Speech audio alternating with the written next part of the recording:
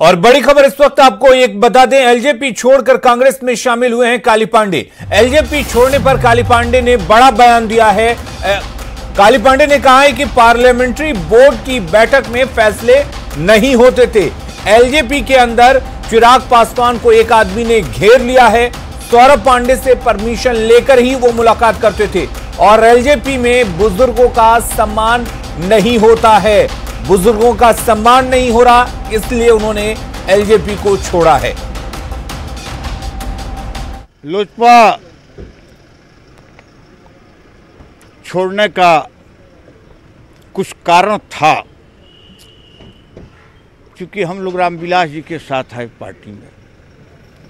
अब कुछ निर्णय ऐसे होते थे जो बिना पार्लियामेंट्री बोर्ड के बैठक के बिना अकस्मात निर्णय लेना, और उस निर्णय से पार्टी को हानि हो रही थी।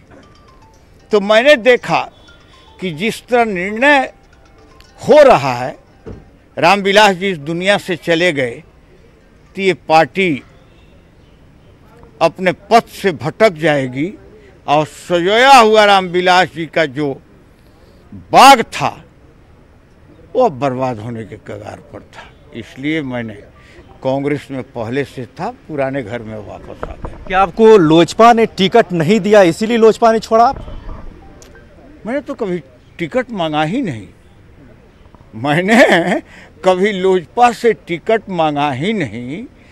विगत चुनाव में मुझे लोजपा सीट कुचायकोट दिया गया और आपको मैं जानकारी दे दूं कि कोई कैंडिडेट न भाजपा के पास था और न लोजपा के पास था।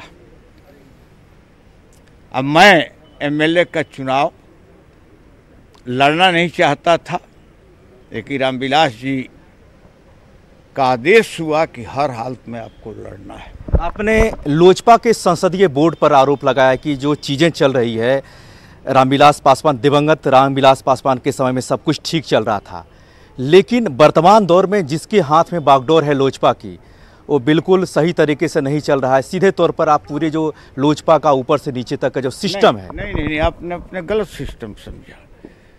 चिराग पासवान जी को एक आदमी घेर लिया है जिसका नाम सौरभ पांडे है।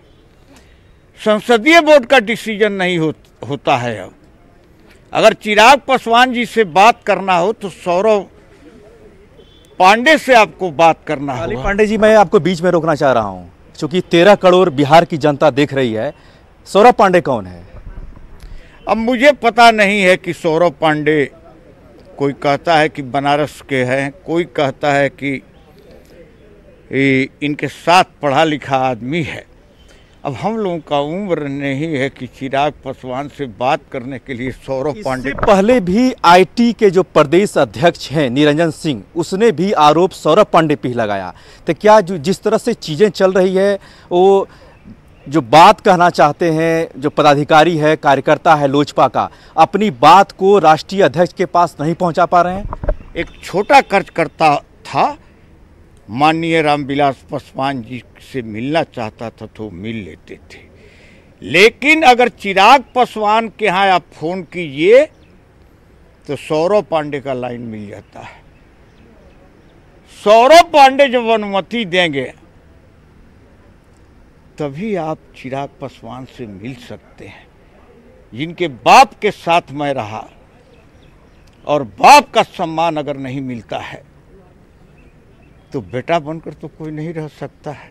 हम लोग तो किसी के भरोसे राजनीति में नहीं आए। जिस घर में सम्मान ना मिले, जिस घर में बुजुर्गों का सम्मान ना हो, उस घर को जरूर छोड़ देना चाहिए, ये कहना था काली पांडे का।